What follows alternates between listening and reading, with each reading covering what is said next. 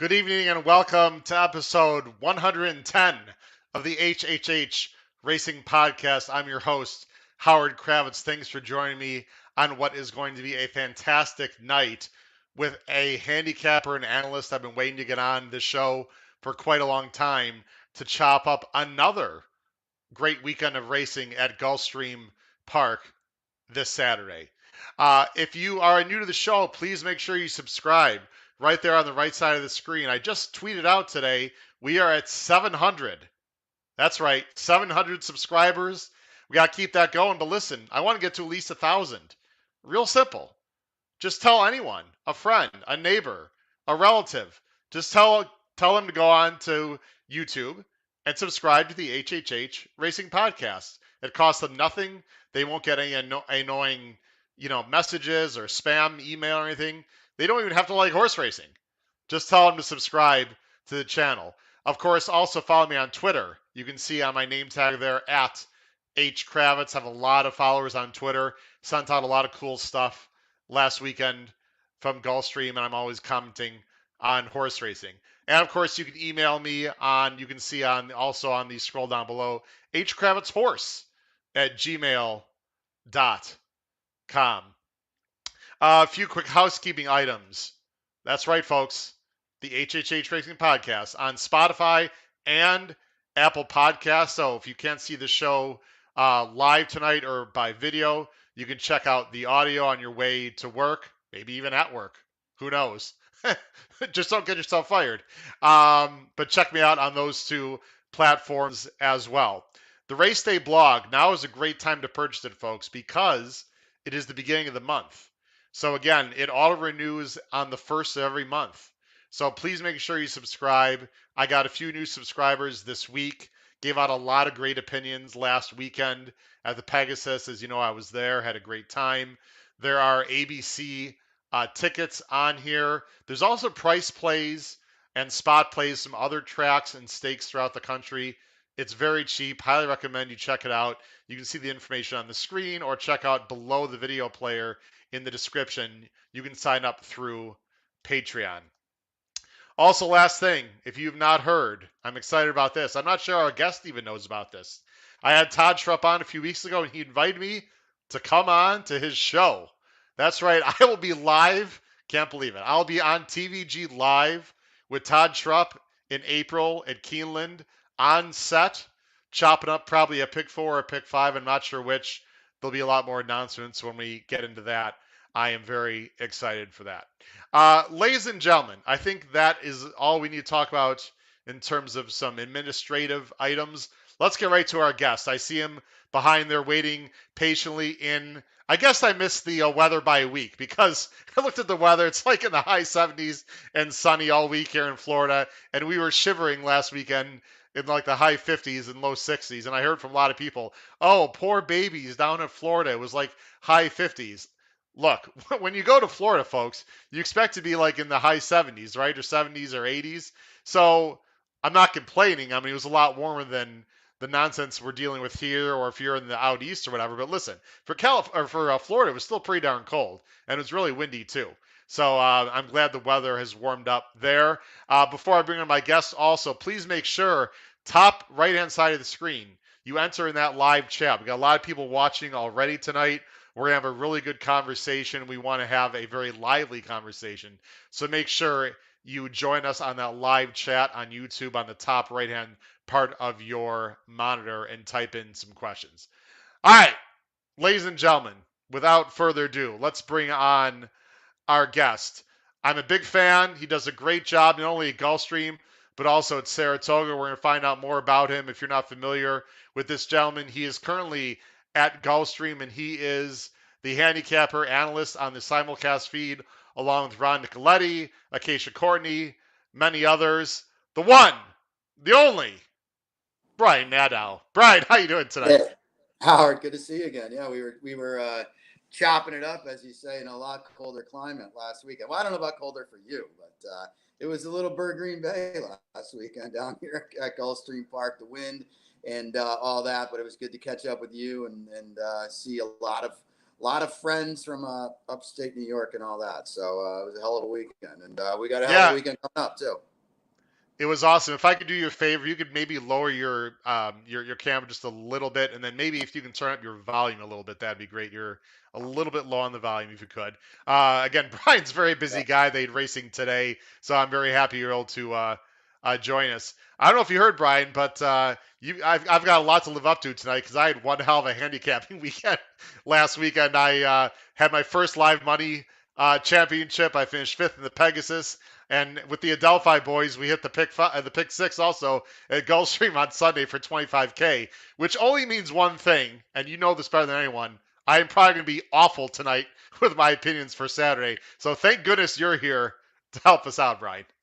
Yeah, I heard. I got several texts from the boys on the way home from the pick six and your score as well. So I'm only about 36,000 behind you, and we'll be even. Very good. Well, let's hopefully we can get get the viewers some wonderful impressions and picks tonight. So, Brian, very quickly, we got a lot of people watching already, very excited. We'll start handicapping folks in about 15, 20 minutes. Brian, I want to talk to you first. Maybe there are some people that might not be familiar with your work and your background. Of course, I am, and this is like the 60 minutes, by the way, of horse racing. I do the deep dive here, so be ready to rock and roll with some fun and exciting questions. But before we begin, first of all, tell us your impressions. You're going to see questions on the bottom of the screen. Also, you'll see questions coming in from viewers as well. Tell us your impressions of Pegasus World Cup Day last Saturday. I mean, yeah, Life is Good was just awesome. I mean, it's hard not to leave with just being in awe of what he did, just basically bottoming out the field on, blaring away early and bottoming out Nick's go and the rest of the field, and then just basically forgetting to stop and in a huge performance. People, myself included, had question marks maybe about him getting 9 furlongs, and he did it easily and impressively. So you can't say anything but give him the most kudos to that. I thought Colonel Liam was awesome, Howard, coming off such an elongated layoff. He hadn't been out since June when obviously something went amiss. And, he had to run down a stablemate that was loose on the lead over a turf course that predominantly plays to speed. And I thought he did it and did it impressively. And he ran fast too. So Todd Pletcher, it's the world is his oyster. And he really flexed his muscles on Saturday. We saw Colonel Liam, Life is Good, and never surprised in the paddock schooling on Wednesday. And I'll be the first to admit I'm not a guy that can pick out a one horse from the next. But I said to some friends, I said, wow, Colonel Liam looks like an absolute tank in there. And, he's set up, as his Life is Good, obviously, for, monster campaigns with their connections. Hope so. So we'll see where they go from here. But it was just cool to see him front and center in Hollandale Beach this past Saturday. Yeah, I think Acacia Courtney set out something on Twitter on Wednesday of those three schooling in the paddock. And, I know horseflesh pretty well, but probably not as well as maybe some others. Not only Colonel Liam, when I saw Life is Good Yeah. that day, Brian, neck bowed, ears pricked, Prant looked like an absolute monster. Honestly, I think it's the best schooling of a horse in a paddock 3 days before race, literally I've ever seen. And I've seen many videos and sometimes in person. So those two were great. By the way, we have a great viewer. His name is Faya. He's got a good suggestion. Just pick Pletcher. That's all. Yeah. That's never a bad never a bad idea down at Gulfstream. Faya, thanks for joining the show. I heard some inklings about Colonel Liam. Maybe they're going to take him over to Dubai and run in the turf along with Life is Good in the Dubai World Cup. We have months to talk about that. My personal opinion, not a good. I don't think Colonel Liam is a world class horse. I think Space Traveler, by the way, had a ridiculous ride and a tough trip. I think if he had a better trip, he could have actually won the race. How good could Colonel Liam be? Do you see him as possibly the top U.S. horse in the country this year? Or I think he's a very nice horse. I still am not fully convinced. Maybe I'm just throwing too much shade at him. I don't know. Yeah, it's tough to say. Like I said, he won that race off a June layoff, so you really can't take anything away from him. Were they a world class field? Absolutely not. It was predominantly a group of grade two kind of horses, and never surprises. I'm not even sure if he's a graded stakes winner. If he is, he hasn't done it against anything but 3-year-olds. So, you're allowed to think those things, but then you look at the other side of the coin and you say, wow, this horse hasn't run since June off of, some kind of mishap. And he came back and he ran the best race of his life. So to me, there's only one way he's going, and that's up. And, he goes over to Dubai and runs 9 furlongs over there. I don't see why he can't be a major factor over there. We don't know who's going over there or who's around, but I don't know. I thought it was a pretty awesome performance when you take everything, all things considered. Yeah, I know Space Traveler had a trip and he was flying up the rail, but I don't know. When you have tactical speed and you're able to put yourself in any kind of position you want to be, you make your own luck. And when you have a horse like Space Traveler who's got no speed, that's what happens. And I'll be the first to admit, Howard, I've never been a Colonel Liam guy. I laughed when he was 5-2 in this race last year. And I'll say I've been swayed a little bit. He was my best bet on Saturday, and I didn't have many winners on Saturday, but he was one of them. But I mean, who's better than him right now? I don't know. And the other thing Yeah. too, not to get too deep into it, you got to remember too.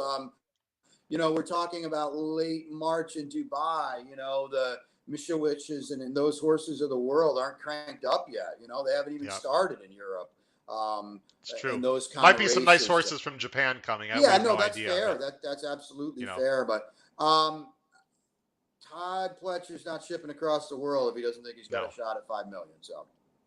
Yeah, it'll be interesting to see. By the way, we have another question, and I believe this might be Angela Herman. I'm not sure if it is Angela Herman. Angela, thanks for joining the show. She's a simulcast host and analyst at Canterbury Park, who I'm not sure if you know who she is or not, but she does a great job there.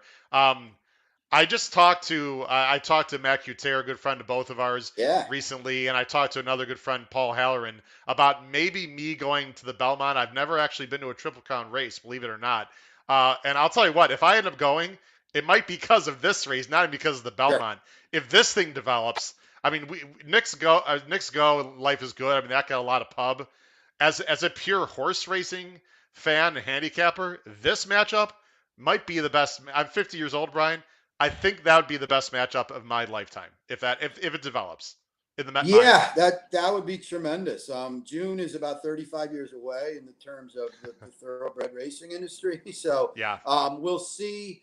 That's a hell of a question. I was not like a huge Life is Good fan, but he put up when he could easily shut up on Saturday.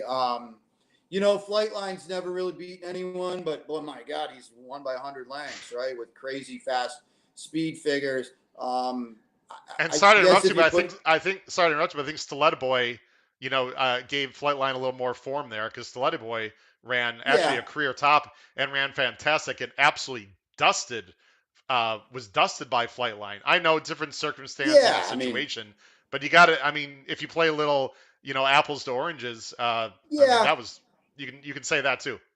Yeah, definitely. I mean, he finished in Hollywood on Saturday, and Life is Good finished in Hollandale Beach. But it's 9 furlongs to a 7 furlong trip at Santa Anita. Of course, it would be fascinating. I would probably pick Flightline because he's certainly brilliant. And but like you said, I would love to see that happen. Going a one turn mile. Howard, for my money, is the absolute throwdown. We'll figure it all out in a minute and 32 at Elmont, New York. So that would be awesome to see. But you mentioned Dubai, and I was, to be quite honest with you, stunned when I heard the D word for Life is Good that they might take him over there. I mean, he finished in, if you believe the time, he finished in 26:38 on Saturday. That's not making any friends late, but he also ran crazy fast early and essentially bottomed out the field. So who knows? But the point being, if he goes to Dubai and runs 10 furlongs at the end of March, I kind of think all bets are off for early June, Okay, it'll be fascinating to see. As most of you know, and we're going to learn a lot more about Brian tonight if you're not familiar with his fantastic work and the job that he does in many locations. Brian, I got one more quick question about Gulfstream, and then we'll talk about you personally and get a little background. How has the Tapeta surface been received? And it seems to me there's some different opinions for trainers versus bettors. I know a lot of trainers like it. It's a very friendly surface. Of course, when they're rained off, they can go on there. Bettors, listen, we're very fickle, right? We don't like change necessarily, and there's a lot of adjustments that have to be made to a new surface. Yeah, you said it all, Howard. I mean, listen, not a huge fan of playing the races. I struggle with it, admittedly. There's been a couple weeks in a row where inside wasn't a good place to be, and then it's kind of come around from where it was in the middle, late summer to where it is now. It seems to be tightened up quite a bit. I admittedly, don't have a heck of a feel for it. I struggle with it. But I do think there's something to be said for, you've been around a while now, and, you see a 16K claimer on the turf in February get washed off, and you have 5 horses on the sloppy main track, and nobody wants that. So I do think it was a really good idea. I strongly feel that. The problem is we haven't been able to run as many turf races as we like. Yeah, it's tricky, and I have no problem with them, karting, especially, or having it out there when it rains off, because frankly, I'm really sick and tired of seeing, 10 horse fields go Yeah, down to 4 or 5. I mean, of course, it depends who's on the AE list and etc. But so I'm a big fan of that. But I think they just want to save the turf course. Really, I mean, people are frustrated with, putting cheaper races on the course. But look, would you rather them race on the turf and then you get people making fun of the DERF, later in the season when it's really not even green. So yeah. listen, you can't have it both ways, right? Yeah, I agree with that. And we just had 4 graded stakes races on the turf last Saturday. So, you have to, it's a balancing act. We all get it. We've got a couple for 3-year-olds we're going to talk about in a little bit this upcoming Saturday. So, the turf course is getting used. It's South Florida, too. You're at the mercy of the weather. And, we've gotten some heavy rains on days and preceding days where we're racing. And it is what it is. But I think having the Tapeta in your back pocket, it helps. Like you said, nobody wants to see 5 horse fields, and I think on the whole, Howard, it was done for the right reasons. Yeah, absolutely. I agree with you, and I'm sure it's going to work out eventually. It's a beautiful surface, and actually, when I was there in person, it's actually more narrow a course than I thought. It looks like it's only like, I don't know, 8 paths or nine Yeah. paths. So I found that to be interesting as well.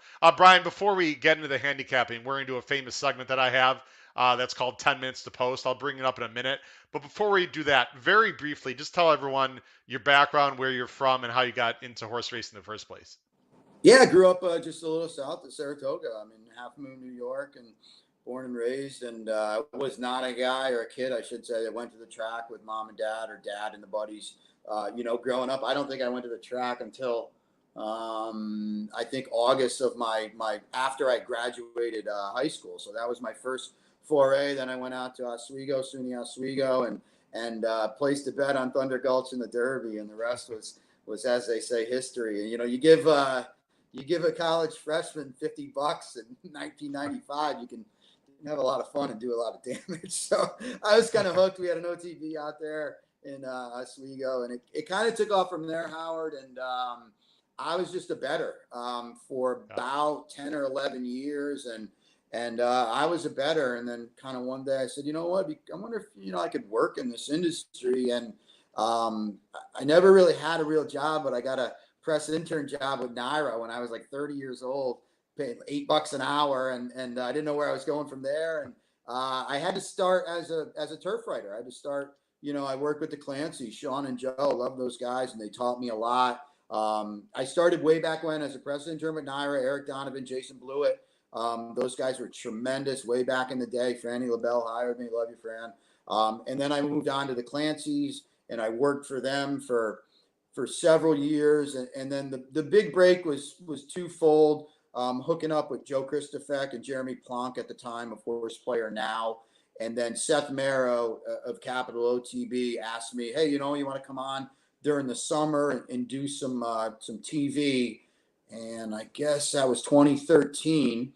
And I started with OTB in 2013, and then just kind of kept on keeping on. And then last summer, I was at Fairgrounds working with Joe, who's one of my great friends, and one of the best buddies, and great at this industry. And he kind of said, you know what, we've got a spot. And so I was there. And then that, Howard, kind of parlayed me here to Gulfstream. So, working with Ron and Acacia and Ashley, and like you said, just kind of taking it and running from there. Well, I'd say things have pretty worked out pretty well for you. We've got a lot of similarities. We're pretty much the same age. I just, my parents didn't really take me to the track. I'm not in the industry unless you consider this. I guess this podcast now, and who knows? After my TVG appearance, you never know. But yeah, so we have some similarities. So it's a lot of fun to talk horse racing. All right, Brian, I've got a very famous segment. A lot of my guests like. By the way, I'm the editor, the producer, the host. So if you see me looking around, clicking buttons, I'm doing it all. This segment is called 10 Minutes to Post. Right. 10 minutes to post. Brian, these are going to be 10 rapid fire questions, all right? So you Yep. can answer these relatively quickly, and then we're going to get right into the handicapping. Are you ready? I am ready. Dig it. Here we go. What was the first moment you fell in love with horse racing? Yeah, it was that Thunder Gulch moment, 1995, the Derby. I had a friend who said, "Hey, I'd like this horse a little bit," and we put a few bucks on him. Like I said, as a college freshman, and that was it. And that was obviously May of '95, and by early June of '95, I was going up to the Saratoga Harness / Simul track quite a bit that summer. Well, I'm going to Saratoga the first time this summer. I don't know if they run harness in the summer, but I definitely want to do They that did. thoroughbred harness daily double. Definitely Yeah. will be doing that up there. The best or most memorable horse racing event ever attended?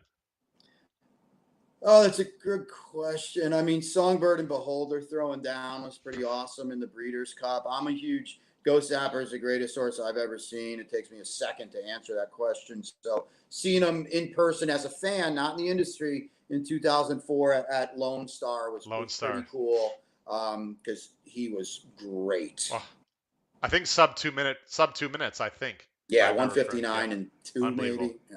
Yeah.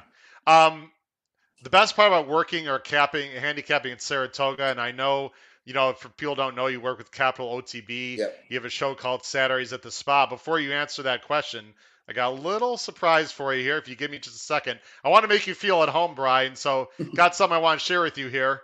Here we go.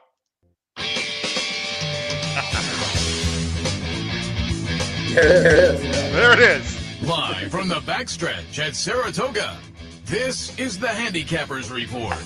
All right, I just want to bring that up there. Yeah. A little reminder of the show there. Tell everyone about the show and just how great it is to work at Saratoga. Yeah, I mean, we have a heck of a lot of fun. We're on the back stretch. It's right by the 7 furlong chute on Nelson Avenue, across from the Horseshoe, and with Seth Merrow and Anthony Mormino in the group, and great guys. And we're at the track. We're live at the track, right? We can see the chute, and OTB was the old Channel 12 long before I was working for them, and everybody kind of sort of in the Capital District knows Capital OTB. They know Seth, and Anthony's been there for 100 years. Anthony's going to the Super Bowl to see the Rams, so lucky him. But yeah, everybody knows those guys, and during the summer, it's people love racing in Saratoga, Howard, and to be a part of it, and to really kind of be up close and personal to it is really, really cool. And just to say you get to do it every day, it's the pinnacle, I mean, I can't wait. I heard that, the Oklahoma track is amazing. Just the whole Sure. atmosphere. I've heard the Hattie's chicken. I mean, just the whole thing. I actually have part ownership with Adelphi Racing with a horse named Salivo, and that's a fantastic restaurant. I was able to meet the Salivo family who did a little pop up at Gulfstream last weekend, so that was pretty cool. Really looking forward to it. I see Charles. Thanks for chiming in, Ralph. I'm not gonna bring up your comments, but I appreciate you guys joining the show tonight. Bucket list track or race day event you'd like to attend in the world? There's not many. I've done pretty good in the U.S. I will say that. Maybe an ARC day, over at Longchamp, maybe. I don't need to go to Royal Ascot, but maybe if I went to see the King George in the summer, that would be pretty cool. But probably I would say the ARC, Howard, would be there, and maybe the Curragh and see an Irish Derby. A lot of people have said the Arc. I got one for you. I'd love to go. I've always wanted to go to Australia. The Melbourne Sure. Cup, from what I understand, Brian, makes the Derby look like a little cocktail party. I mean, Yeah. What that is looks it? unbelievable. That'd be fun. The day the country stops or something like that. So yeah, Yeah, I yeah. have a nutty friend that The I race love, that but stops the nation. there you go. Thank you. Yeah. There Yeah. you Yeah. go. Yeah. So I have a friend that's been there many times, and he says it's highly recommended. Most embarrassing moment while on air. Is there one that comes to mind? And by the way, you could go R-rated. This is on YouTube, so don't feel free to share anything yeah. within reason. I don't know if I've got one. I wish I had prep time on that. I can't really come up with one. I'm sure there's been a live mic or two that probably shouldn't have been at a summer in Saratoga. I don't know. That's a good question. I don't think I have an answer to that, actually. I don't All think right. that's not too Listen, the guy's just an disappointing, but ultimate pro. He never makes mistakes and yeah, everything right. Oh, just works that's out great. By the way, like I see. said at the beginning of the show, the people that you have to work with at Gulfstream, I have to. Wrong choice of words. Your coworkers, Acacia, everyone out there does just a fantastic job. I really, Ron, those are all great guys. Very Yeah, maybe fortunate give with it the. 2 months and we'll revert back to All this right, question and we'll all see right. because Ronnie's always trying to get something across, get something by you. So I believe you worked for Patty Power and William Hill a little bit as Yeah. well. If I tell us a little bit how the Euro punter is, and for those people who don't know, a punter is the name for a handicapper or better out in Europe. How do you see any differences in general between what Euro punters look for and what we look for here in the States in terms of specifically betting the races? Well, we did for quite a long time with Worst Player Now through ExpressBet, setting the odds on our races, American races for those guys over there. And so they're a little different in that obviously they're fixed odds, which could be coming, sooner rather than later. Yeah, right. So, Yeah, that was the big thing over there. We were told, and it's probably not a lot different, Howard. We were told, hey, just take note of if this guy's riding or, names that you would be familiar with, and things like that. They've got to toe the line a little bit more over there because oftentimes their place prices are contingent on the win odds too. So it's a little different in that regard. But I will say it kind of blows my mind just in general that, they're a little they don't have like true past performances over there and things like that, which the timing is obviously it's not because they run 3 or 4 day meets over there and it's different. But yeah. I've always kind of wondered like how do you not have a true form of a horse and running lines and things like that where we're over here. I know we're trying to get our act together a little bit over here too, but we still have past performances and all that kind of thing. So that's always been very interesting to me. In that they still fire over there, but it's definitely a little bit of a different genre. Chris Mack, the each way bet is very Yeah, big across the pond, which is a great bet. It's a win and show bet for those of you who don't know. exactly. It's really interesting. Brian, I'm not going to put you in an awkward situation and bring up the timing situation. The only thing I'm going to say at Gulfstream, all I'm going to say is just can we please try to fix it? That's all I'm going Yeah, to I say. mean It's it's yeah. absolutely insane. I'll let people on Twitter and other people talk more, vehemently about it, but it is sort of crazy right now. I don't get it. Yeah, I But talk anyway, about the races. I don't time them. So I gotcha. A few more questions. We'll get into our handicapping. I know you also have done some work for Breeders' Cup, or you do yeah. work for Breeders' Cup. Is there a specific moment in mind that you can think of that was just the ultimate moment? You were like, "Wow, what a race, or what a moment." Well, the Songbird and Beholder race was just tremendous. It was a shame it Yep. was on a Friday at 5 o'clock and not Saturday at 4:30. But I thought that was just awesome. And, if you couldn't as a fan just love that, you've got to find something different to do. So that would probably Howard be right at the top of my list. It was just such a seminal moment of two Hall of Famers just at the Was height of their powers, just throwing down. I needed Boulder that day for $1 pick four, which paid like 2,000. So I was very happy. I've still had people on this show guess handicappers, famous people that still say Songbird won. I don't know. You People know, still don't believe that photo. I don't you know. know what? I've It's never crazy. gotten into that, but it's funny you mention it because just the other day, I think it was on Twitter or something. I saw some. Hey, are you sure? She won, and I saw the photo. I was like, I never really heard that like that was a thing, but Well, I think I, I think like certain jurisdictions, the on TV the camera is slightly of before the course, wire and the angle's a little bit yeah, off, and so it just that can happen. of course. Um, Horizontal or vertical better? Oh, horizontal for sure, 1,000%. Yep. Like Well, that's like why we have you on this show. I yeah. agree with you as well. You don't have to give us a dollar amount, obviously, but best gambling score, what kind of bet was it, where was it, etc. Um, Just a pick 5 at Saratoga 3 or 4 years ago. That was actually, I take that back. Now I think of it. That was a personal one. I was part of a group that it was a big group, so we hit the pick 5 for $31,000, but we hit it 3 times. We had it for Oh, whoa. $1.50, which is like wild. So I was part of Wow. that group, and honestly, we there was a DQ in there. It was second to last day of Saratoga on a Sunday, and there was a DQ in there, and we had the horse that was DQ'd, and like that horse was 5-1. No, I take it back. It was a dead heat and a spin away, and we had the horse that was 5-1, and the winner should have the other horse that dead heated should have come down, and it could have been that much more. But that was pretty cool. We were like, "How'd you make out today?" We hit the pick 5 3 times. So I was just, a cog in the Wow. wheel of that one, but that was cool. Oh, that was a great feeling. All right, last question, and you'll have to explain to viewers why I'm asking you this question. I know The you'll Beatles are appreciate better than the Stones, Howard. Oh, what's that? it. Which team do you enjoy Oklahoma beating the most? Oh, that's an easy one. Texas. Can we swear on this show? But no, Texas. Screw that. Sure. Absolutely. I thought you might say Nebraska, but Nebraska's just not very good right now. Nebraska's been dead for 50 years. I can't stand Texas. So, yeah. So beating Texas in football, I'm assuming you're talking about football, yeah, I'm more, hoops, football, anything, marbles, anything. The Red River rivalry, correct? What's that? Red River the Red River rivalry, right? I'm a big sports guy. Us to the SEC. I hear you. On our coattails to the SEC in a few years. All right, Brian, let's get into the handicapping. That was the 10 minutes post. Hope you enjoyed those 10 questions. I'm sure we're going to have some questions related to another great card. Give me a minute here while I bring up we're going to bring up the DRF Formulator PPs. That's what I use, Brian. Yep. And by the way, if there's a replay you'd like me to click on and show, I'll be happy to do that. I know I didn't prep you for that. But as I bring up the card, tell everyone a little bit about what we've got here on Saturday. Not only the Holy Bull, but 4 other stakes as well. Yeah. They're all for 3-year-olds, all grade 3s. As you said, highlighted by the Holy Bull, but the Forward Gal, there's a couple turf races in there as well.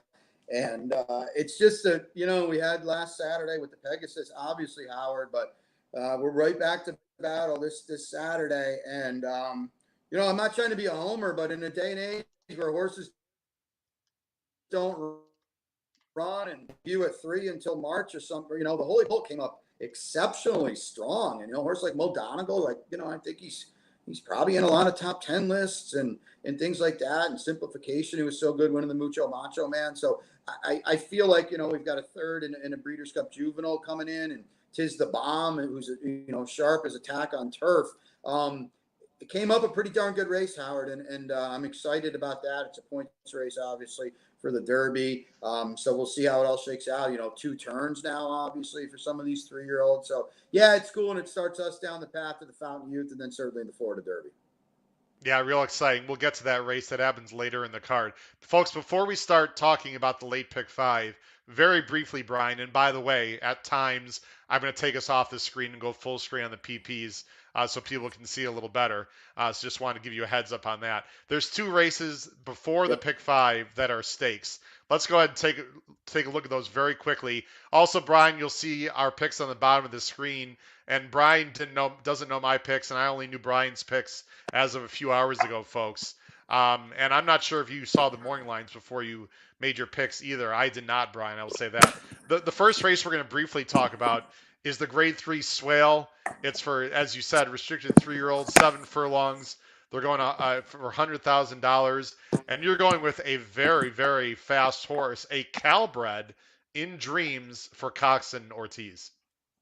Yeah, maybe it's just a fresh new face, Howard. That might be what it is. And I don't know if he's the controlling speed, but he's drawn outside. I think that's beneficial. Maybe my prankster's got to go from the rail. I thought my prankster had to work pretty darn hard, to be quite honest with you, beating an okay horse in Little Vic, don't get me wrong, but I thought he had to work a little harder than maybe he should have in winning that race. And In Dreams comes in really, really good form. Irad gets aboard as well. It's Brad Cox. So, I'm not telling you something you don't know, Howard, but I have a little skepticism from the house horses. The home team of a Revolution is okay, but he's no great shakes, and maybe he regresses off such a huge performance last time, huge figure last time. Dean Delivers is fine too, and he ran a big race last time behind Dean's List, but I kind of thought Dean's List came back a little bit for Pletcher, and I'm not sure if Dean Delivers came up to the level as more the former than the latter. Mike Yates has struggled getting to the winner's circle. I liked Graphic Detail a lot last time, Howard, and quite frankly, he was not very good.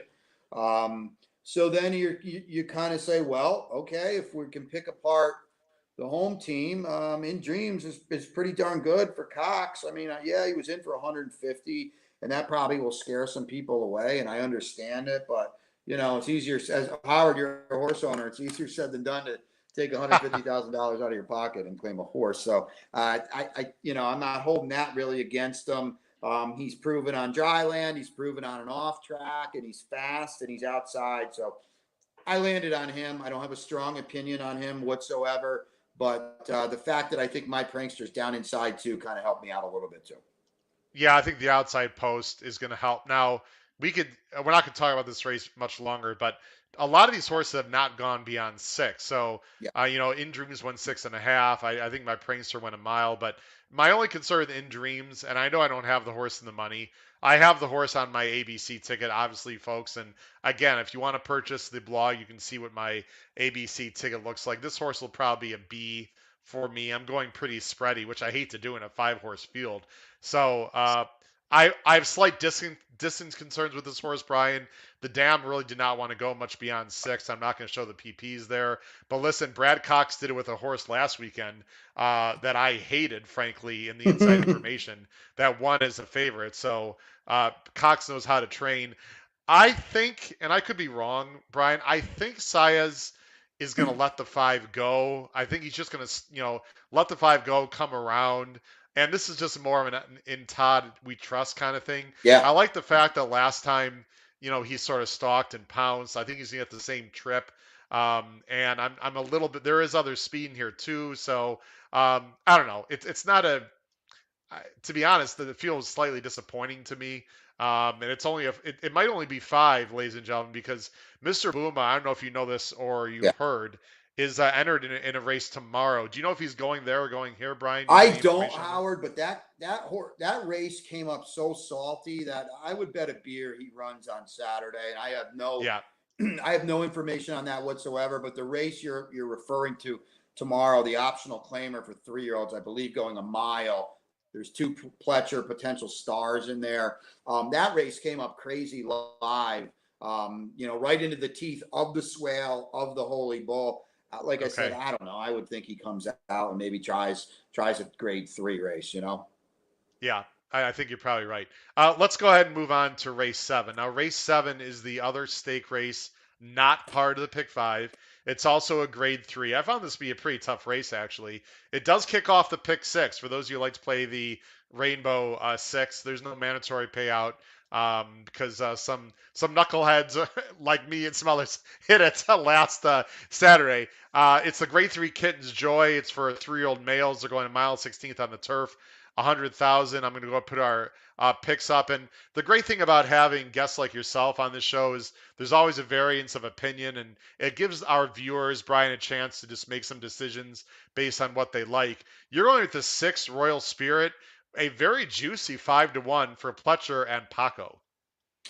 Speed, Howard, or tactical speed, and you have to be close on this turf course. You're not coming out the back and running anybody down. On this turf course, and Royal Spirit is perfectly drawn. Coinage does what he does. He's going to go, especially from down there. And I know Royal Spirit steps up and he's got to face winners, and we're in a graded stakes and all that. And I understand it, but I think he's on the coming here, Howard, and he's rising. And like you said it earlier, but Pletcher we trust. It's Rapoli, it's Vinny Viola, Paco is.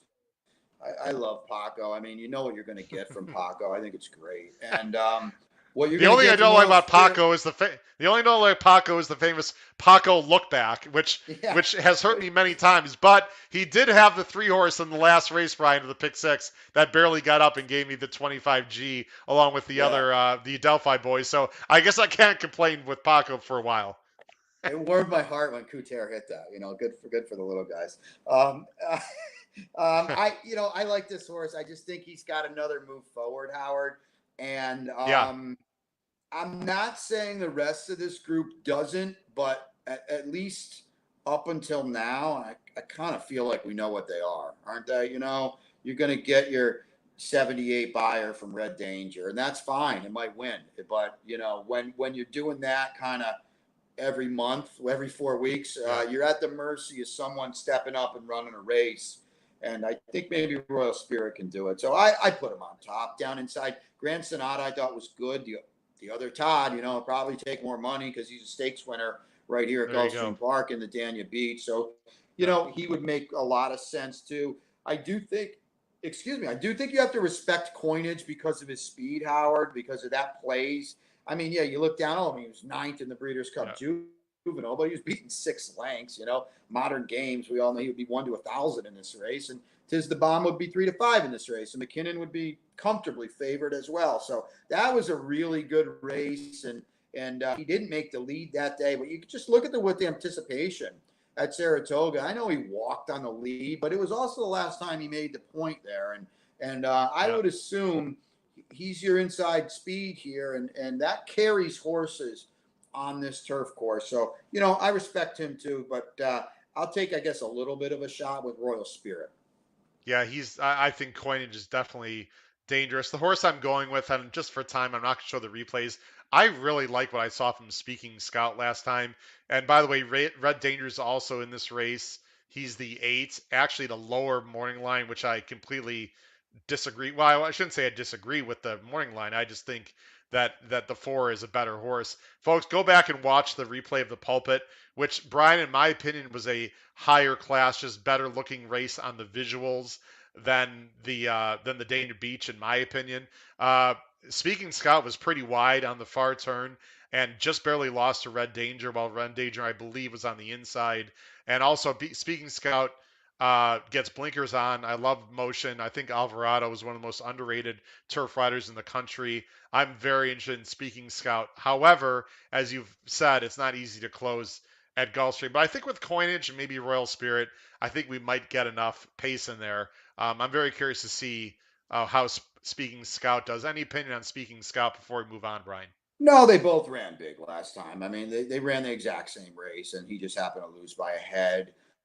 You probably have more upside with Speaking Scout. It's a coin flip who's better, who should be favored, who shouldn't be. Sure. Red Danger was every bit as wide. It just was one path, and he lost the whip too. So I think going forward, you're probably right to assume Speaking Scout's got more upside, but Red Danger wants to beat you, and he's kind of the proven horse, and there's something to be said for that. But now, I think there's some okay horses in here, and I don't want to spot them 4 or 5 lengths going into the far turn. It's going to be tough to run them Yeah, down. I hear you. All right, let's get into pick 5. And Brian, we didn't have a chance. Are you able to go past 9, or do you need to go off at 9 Yeah, o'clock no, for we're yourself? all good. All right, so we will go a little bit past 9 if you can. That'd be awesome. Let's start with the pick 5, folks. It starts at approximately 3:33 minus the post lag. Another question, another comment I won't get into. Hopefully, it'll start about 3:33 Eastern Standard Time. It's a Great to You Forward Gal. They're winning 7 furlongs. It's for the girls, obviously. 100,000, and I'm going to bring up our picks. Brian, we are thinking very similar here, sir, because there is a horse that I think is going to be very tough to beat, and you agree. We're going chalky with Radio Days with Shug and Dylan Davis in for the ride. Yeah, Dylan Davis comes down pretty cool.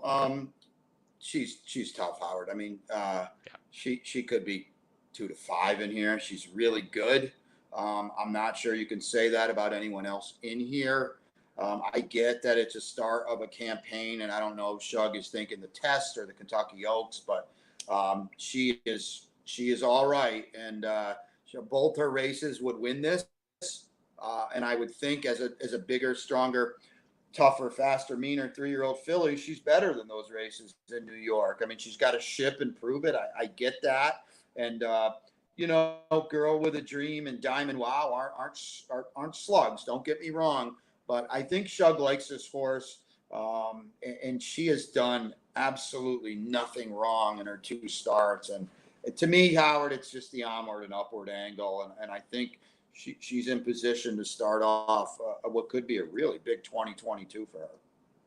Yeah, she looks really tough, and there's also speed to the inside with Yeah. Disco Ebo and a few others. So I mean, Gratitude's got to go for Pletcher and Irad. I'm sure that horse is going to improve, but they've got a long way to go to catch up. It just sure looks like it sets up perfectly for radio days. We both have the 7. We're not going to get into details, folks, but there's some serious works there at Palm Meadows, Brian. So I sort of saw that, and I love Bean Cone. I think he's underrated. He doesn't have a huge stable.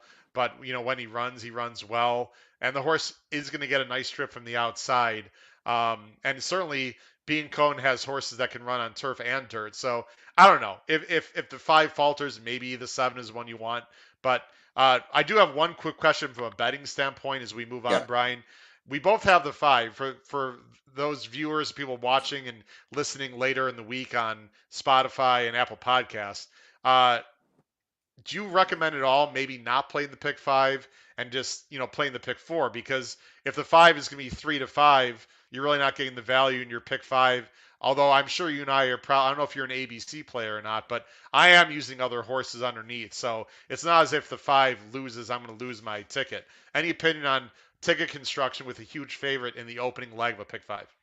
I love singling the heavy favorite. I mean, it's just obviously it's personal preference, Howard, but if you think Radio Days is going to win, I don't know why you wouldn't single her and then play your late, you play your late pick 4 ticket down the line. Because let's say the late pick 4 pays $82 and you had Radio Days at the start and the pick 5 pays $171. I'm just throwing numbers out there, but Sure. people don't like to single in the opening leg because it's a mental thing. They don't like to be out.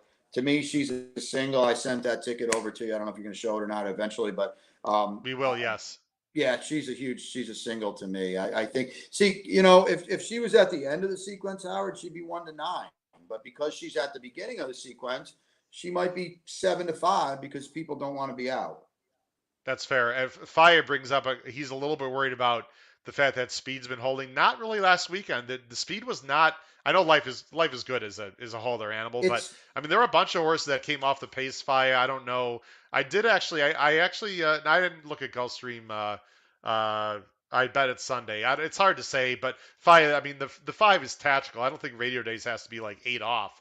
I no, think I I think think that's Dylan will have this horse a few lengths off and probably just blow by them in the stretch. All right, let's go on to the next race. And some of these races in the sequence are not stake races. And I'll tell you what, Brian, I thought the non-stake races were very, very tough races. totally agree. We have some opinions that are similar here, some that are not. We both like the 1 and 2, but we have different horses on top. And of course, as the guest, I'll let you go first. This is an optional allowance 62K, 7 furlongs on the dirt. And you're going with a horse that I find pretty interesting here. You're going with is that right? The 6? Am I in the right horse there? No, I didn't switch No, it over. going with My the bad. 10, Violent City. Hold on, I didn't switch it over. My bad. I'm sorry. I didn't switch it over. My fault. Wait a minute. Now I'm confusing myself. Oh, race 9. What am I talking about? There we go. Hello. Sorry about that. Host fail. Too much clicking. There we go. This is a fascinating race. You've got, let me look at my notes here. 5 horses, folks, are coming off long layoffs, and they all have a ton of back class. So you've got some real decisions to make. I watched a lot of works actually on XBTV, Brian, that I'm going to talk about after you talk about your picks. So you've got Violent City, the 10 horse for Ian Wilkes and Julian Leperoux, 9-2 morning line. Yeah, this is actually the what could have been stakes, Howard. I mean, this is. You got to explain that to people. You got to explain a little bit. There's a lot of horses in here that were supposed to be certain things, and that hasn't quite worked out. So we go back to the drawing board on February 5th. Violent City ran his eyeballs out, and his comeback. My trip notes never got a breather. Game run as the inside speed, and you see it there. They went crazy early. And there's the running line. Nice. He sussed it out as the inside speed. And Collaborate. Every once in a while, Collaborate's good, and when he's good, he's really good, and he was really good on January 7th, and Safi and Three Chimneys and all that. So he's a nice horse. So I think he could regress Howard Violent City. There's no doubt about that. I mean, he ran what is for him a pretty freakish race, but he's also got, as you kind of alluded to, he's got a huge recency edge on a lot of the horses that are going to be favorites in here. And now he's outside and he doesn't have to be dictated to. He can, be outside and spy them all to his inside. So I landed on him. I also landed on, I think, 8 others in the pick 5, Howard. So, this is a monster effort. And here's Collaborate for E5, excuse me. And he fought them all off except for Collaborate, who Yeah. I know Safi thinks he's going to do things this year. So I actually had a that was Derby cute. future on Collaborate last year. I really thought he was going to be something. He just never panned out. Yeah, he exactly, and now he might be okay. And he also at Collaborate. We're getting off topic, but he put Lasix back on last time, and that helped too. So, anywho, I Yeah. just think Violent City with the recency edge over 2 things too, Howard. Okay, all these horses they haven't run in a while, and to be just perfectly blunt, I don't really know if Soup and Sandwich and Prevalence and those kind of horses are all that good either. Yeah. Well, let's talk about your second choice. This is my third choice. Brian, if this horse goes off at 8-1, I will be shocked and I will be going to the window. Candyman Rocket, I guess you could say only has really, one big win in the Sam F. Davis last year, but something tells me this horse has been working really well. I would not question Mott and Alvarado. I don't know if this is a planned layoff. I don't have. Maybe you could share some backstories. Of these horses, have they been injured? They were just given a break. I honestly don't know, to be honest. But this horse is working really well at Payson and figures to get a nice trip from the outside. Yeah, I have zero knowledge whatsoever. I can be pretty confident it wasn't a planned layoff after he just missed in a stakes in May. So, You something wouldn't think probably, so. Bill Mott, the most patient guy in the backstretch. So you said Yeah. it in Pletcher, but in Bill Mott, we trust too. Howard, to be honest, I don't know how you don't get 8-1, because there's 20 different ways you can go in here. Okay. They're going to bet Prevalence. They're going to bet Soup and Sandwich, Coastal Defense, yada, yada, yada.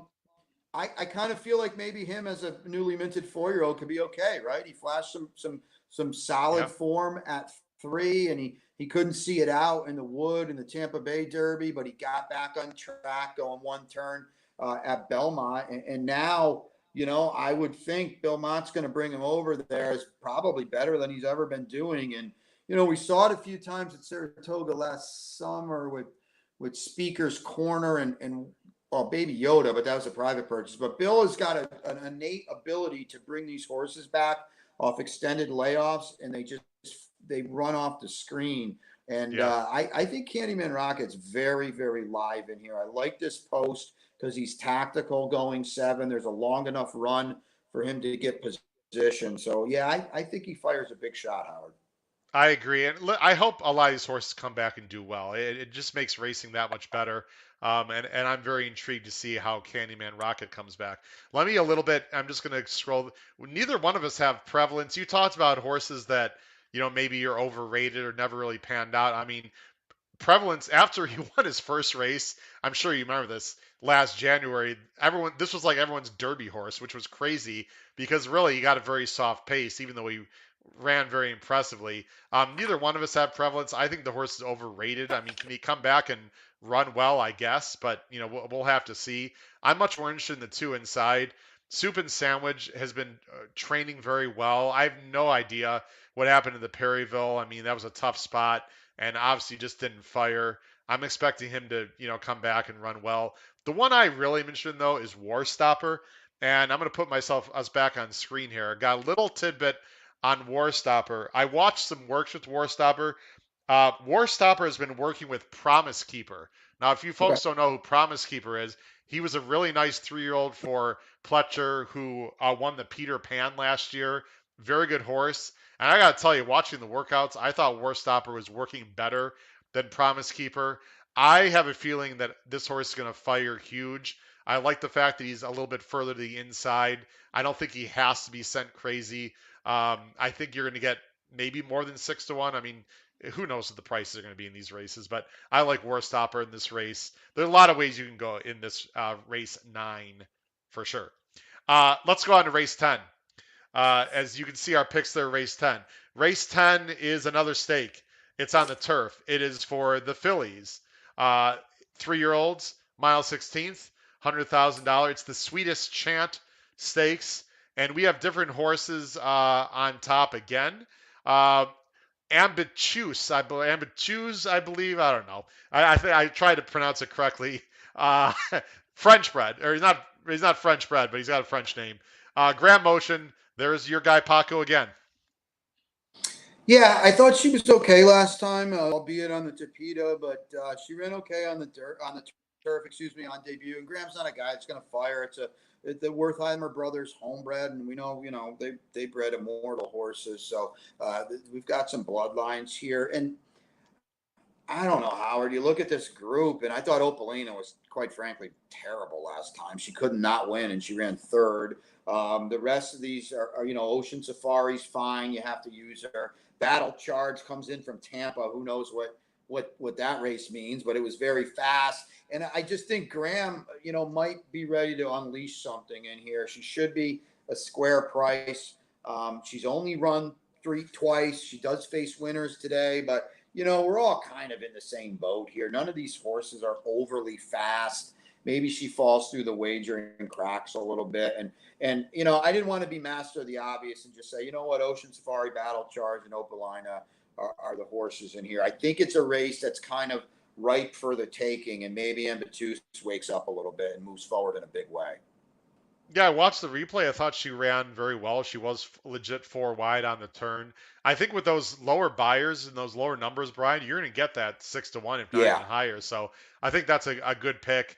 Ocean Safari, I like what I saw last time coming out of that Opalina race, was wide. By the way, first time since October for Zerpa. I'm expecting an improvement here. I didn't have anything clever in this race. I thought it was tricky. And I agree with you completely. I have no idea what to make of Battle Charge's 83 buyer. I mean, if she runs back to that, good night, Irene. You got Tyler G in the saddle. It looks like she showed more speed last time, which I do like that quite a bit. But I mean, she's no killer here. I mean, I don't know. I think this is another spread race. It's tricky. Yeah, Would I you agree with agree. that? And I think the favorites are a little tough to trust too, and you're allowed to get a little creative in a spot like this. These are 3-year-old fillies that haven't run a lot, and they're 3-year-old fillies that are still kind of trying to find themselves. And I think Ambitious, if nothing else, Howard's got a lot of upside. I even looked at Nostalgic on the rail. Not a lot of turf breeding, but it's Mott and Alvarado. I mean, how many times have we seen the dirt to turf angle with them? And neither one of us. I mean, this horse could absolutely pop up and win. So I'm assuming on an ABC ticket you'll have this horse somewhere as well as I will. So very tough race, folks. So you got to do your homework, and I think it's gonna be a very trip dependent race, Brian. I think we'd agree with that in this one. Let's go to race 11. Race 11 is the Swale. You see our picks there on the bottom. We have the same 3 picks in different order here. Let me bring it up. It's the Holy Bull. I'm sorry. My bad. I'm screwing up tonight. I apologize. This is the Holy Bull. This is the big one here. Grade 3. There's points on the line for the Derby here. Mile 16th. $250,000. Real nice purse. We think it's a 3-horse race between the 2, 4, and 9. Brian, you're going with a horse that figures to be on the lead here. Ran very nice last time, stretching out to a mile in the Mucho Macho Man for Antonio Sano's Simplification with Castellano in the irons. He's loose, right? I mean, I think there's a couple of things going on here. He's loose and controlling to me. It's a short finish line. I think do not overlook that. You're going to wake up on the far turn, and if you're 4 behind, you can't win. Okay, it's a short finish line. You think of Promises Fulfilled and horses like that and the Fountain of Youth. You get to that far turn and they're not coming back. And the other thing too, Howard, is that it's February 5th. And I think on February 5th, Simplification might be better than the rest of these. On March 5th, on April 5th, on May 5th, I don't think I want him. But today, or on February 5th, I think he's in the right spot. It's the start of a campaign for Mo Donegal. I know Todd and And the folks at Donegal Racing are hoping that campaign, is on the first Saturday in May. Why does Giant Game need to win today after running third in the Breeders' Cup Juvenile? Tis the bomb. Can we handle dirt? I don't know. And then if he doesn't, Kenny goes back to the turf. But I think today, simplification's in a good spot, and he should be loose. And the other thing too is there were, he had a couple issues leading up to that total dud in the optional claimer there on November 13th. And they weren't sure if they were going to privately sell them or not. They opted to keep them. And so when simplification is good, and obviously you can see when he's good, it's happened twice. He is really, really good. And he bottomed out the field last time in the Mucho Macho Man. And I just think at a short 8.5 on this dirt course, he might forget to stop. I think I'm going to bring us back on screen, Brian. I think you stole the words out of my mouth. I know I have this horse third, but when comparing simplification to Mo Donegal, you guys have to handicap on what's going to happen Saturday, not what's going to happen in the future. This is just a starting point for Mo Donegal. I'm guessing Mo Donegal's going to be the favorite, Brian. I think Mo Donegal's could be 8-5, 9-5. I really think they're going I to totally agree. pound this horse off of a nice effort in New York last time. But I'm feeling Mo Donegal's going to be taken back, make one big run, and this is a setup for the Fountain of Youth and going forward. I mean, obviously Mo Donegal can win. We both agree with that, but both of us believe that today is not the day for him. So if he wins, we'll tip our cap and say maybe this, horse was more ready than we thought. But we're both a little bit against Mo Donegal. I want to talk about the one about simplification that I'm a little bit concerned about. I'm not sure he's that loose. I think Cajun's Magic could show some speed. This is a Florida bred. I mean, why is he in the race if they're not going to try? The one that I think you need to be most concerned about is the 8 White Abaro in terms of early speed, not to win the race. I mean, Gaffleone's pretty aggressive.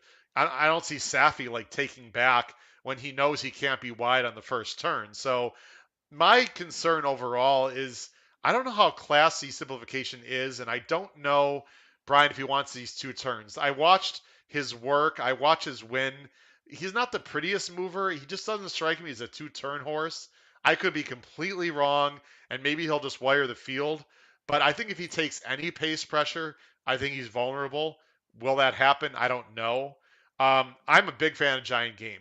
I meant to. I had a Nick Hines on last year, Brian, and he's a blood stock guy too, and he had some connection with Giant Game. Put me on this horse or told me about him before his Keeneland main breaker, and he said back in October that they were hoping to get this horse to the Derby and that Romans was very high in him. I have a small future wager on Giant Game, so I got to put him on top.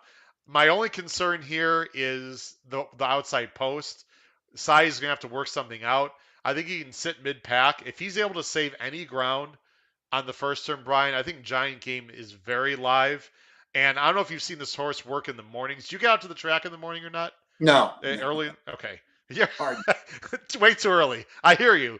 From what I understand and just watching, this horse has been working like an absolute freight train. So if he's able to save ground, I think he's got a big shot, Brian.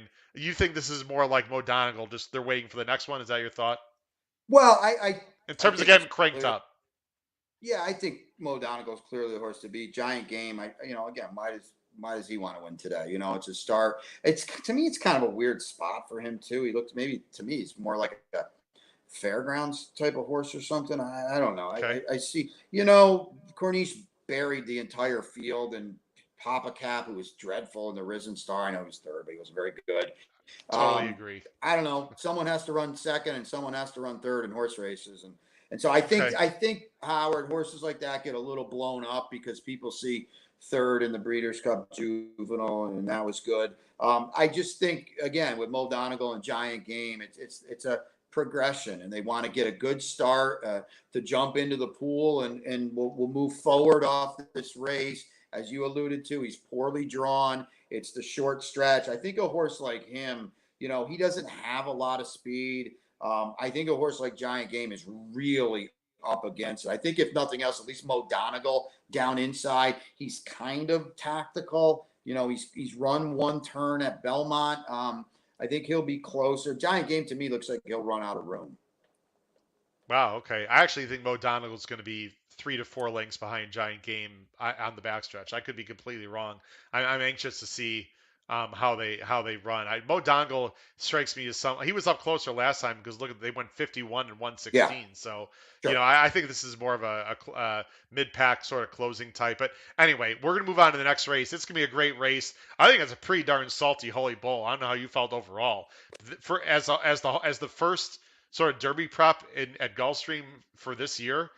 I thought this was an excellent race, quality wise. Yeah, Would you? I'm not trying to sell it as a home team, but on February 5th, it's a heck of a lot better than I thought it would be, Howard. There's no doubt about that. Totally agree. Let's go on to the last race, Brian. Then we'll show our pick five tickets. And really appreciate you staying on and talking to everyone tonight with some great opinions. This this last race, I don't know about you, this gave me a serious headache. I mean, this is an absolute wide open race. They're on the turf. It's a 16 claimer. This is typical like last race cluster. You know what? It's not bad quality, by the way. It's just a lot of horses with the same kind of buyer figures. It's very tricky. We both like the 10 and 12, but we both have different horses on top. Again, so great minds think alike to some extent. You're going with the 4, Kitten Street, 8-1, who looks like, I'm assuming, is rounding back into form. Yeah, and maybe he's in the front. I don't know, Howard. That's where the dart landed, and I don't want to speak for you, but I think your dart landed on Boru, right? It's that kind of race. Yeah. And I think you're right. He's rounding back into form and just dig a little bit. You see the turf races, which were pretty darn good. And we've talked about being up close on this turf course. And he certainly fits that bill for Gerald Brooks, who started slow, but those 3 wins have been, recently. And maybe Kitten Street catches a little bit of a flyer at the start and gets brave. I mean, there are other horses who want to be involved, but I think if he wants to be fastest, he can be. He should be. What is he? 8. I'm looking at it now. He's 8 on the line. You're supposed to get that in here. And the other thing too, Howard, and we both have the 10 and we both have the 12. You can't make up a worse post for those 2 horses. So that's the other thing where you can get a little creative in your handicapping, because being in the parking lot at going a mile or going 7.5 on this turf course is not a good thing at all. No, and Mo Reddy again. I don't think will be 12-1, but that is a brutal post. If anyone can get the job done from the 12 hole, Oh Brian, though, boy. it's Irad. I'm sure he can, wipe a few horses outside of him. Yeah. I'm just He might be kidding. favored. I'm just kidding about that. He can figure something out. And the 10 Vittori can. I'll just push back a little bit. I mean, this is a closer, so I think Side's just going to take back. I'm not Sure. really as concerned about him being wide as I am the 12. But obviously, you don't really want to be wide and lose ground. I thought the 3 was really interesting. Baru. You can't go wrong with a Walder claim. And again, similar to your 4, this horse has been on the dirt last 2 times, or excuse me, the poly and then the dirt. This is a turf horse. He wants to be on turf. Castellano's riding pretty well right now. He's going to save ground. He's going to close into some pace. Not a big fan of 3 for 23, Brian. I'll admit that. But listen, you could do worse with this horse. The horse might drift up in price. This is wide open. I think any of those 3. I think We'll show our tickets here right now. I'm gonna take us, put us back on screen. I'll show us our pick 5 tickets.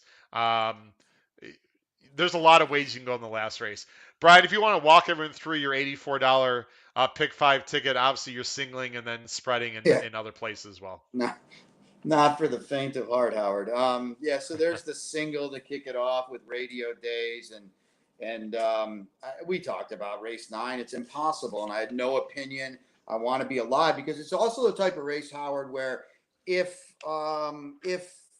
Violent City wins at 7-1, he could be 15 in the sequence because there are so many horses being knocked out when someone else wins because they have to take a lot of money. We go number 4, Ambitus at a little bit of a price there with logicals underneath. You know what? I think Mo Donegal's comfortably the best horse in there, but again, I said simplification could get loose, so there's some built-in value with him. And my goodness, I'd love to be alive to the last race and hope, and we get a price with a horse like Kitten Street. I use Baru too, Howard. I mean, I'm with you. I mean, you Yeah. saw it right there. I thought Mo Reddy would be relatively a comfortable favorite. So I saw 12-1. He won't be that. No. but these are other horses that are going to take a lot of money. And I think Kitten Street could potentially Baru another one. Maybe they fall through those wagering cracks a little bit. Yeah, I'll tell you what. Unlike last Saturday, I would be shocked if there's a lot of chalks Yeah. on Saturday. This Saturday, I mean, these races are way too wide open. There's way too many horses that could win. I'll very briefly show my ticket. It's not too dissimilar. I'm sealing the 5 also in the first leg. And listen, if we lose, we'll just again. This is not the ticket that I play. Everyone that watches the show or listens to the show knows that. And I have to keep remembering that now I'm on Spotify and Apple Podcasts. So let me read off my pick 5 ticket. It's 5 with 5, 7, 8, 12, with 3, 6, 8, with 2, 9, with 3, 4, 6, 9, 10, 12. And I'm going to read off Brian's ticket and then very quickly go back to my ticket. Brian's ticket, 5 with 5, 6, 7, 8, 9, 10, 12, with 4, 6, 8, with 2, 4, with 3, 4, 10, 12. I'm going very deep in the second leg and the fifth leg. I'm going a little bit skinnier in other places. This thing can absolutely pay. Who you go with the Holy? If you can beat Mo Donegal in the Holy Bull, I think that's going to raise the ticket quite a bit because I really do think he's going to take a ton of money, and we both think that horse absolutely does not have to win. Brian Nadeau, before you go, where can people find you on Twitter? And feel free to promote anything coming up at Gulfstream or in your world specifically. Yeah, I'm all over Twitter, Howard. No, that's a joke. Brian _J _Nadeau. That's me on Twitter, and I'm on Gulfstream. Fortunate every day, and I'm sending out pick 5s and selections, and of course Capital OTB as well. And I still do the show every Saturday with Seth Marrow. You can catch that on OTB as well, 9 to 10 every Saturday morning it airs. And so yeah, I'm out there, Jerry, and I'm loving every minute of it. Brian, it was a real pleasure to meet you in person last week. I'm hopefully going to see you out there in New York, and you're welcome to the show anytime. I hope you enjoy coming on to the podcast. And we talked about it last week, and of course, you did an awesome job as always. And let's both crush this thing this Saturday. It's going to be a lot of fun, these races. Yeah, Howard, it was a pleasure. You got thrown into the deep end of the pool with the boys from Saratoga last week, and so that was cool to see all those guys and meet you. And yeah, thanks so much, and let's do it again soon. Absolutely. Good luck on Saturday. Thanks a lot, Brian. Appreciate it. Right. Take care. Bye-bye. All right, folks, that was Brian Nadeau. Does a great job. Brian, really want to appreciate it. Thanks for coming on. He had some very good opinions. I was a little bit different in certain races, the same in others. It's a great card. Highly recommend you folks go ahead and play Gulfstream on Saturday.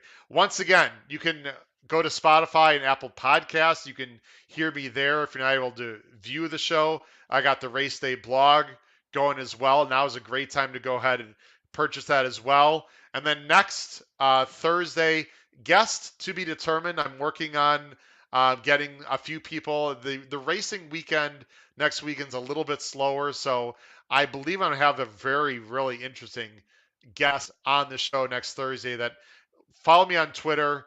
You'll hear about it. I'll be sending it out. Trying to get Joe Drape, who's an excellent writer for the New York Times, who's actually been covering the Bob Baffert saga. So we wanted to get him on a few weeks ago. He had a family conflict. Hopefully we'll have Joe Drape on next week from the New York Times talking about the Baffert situation. If not, we will definitely have another excellent guest on next Thursday. Ladies and gentlemen, this has been episode 110 of the HHH Racing Podcast. Thanks for joining me. Please make sure you subscribe. Smash that subscribe button. Get everyone you know to hit that subscribe button. I'd really appreciate it. And also subscribe to the Race Day blog.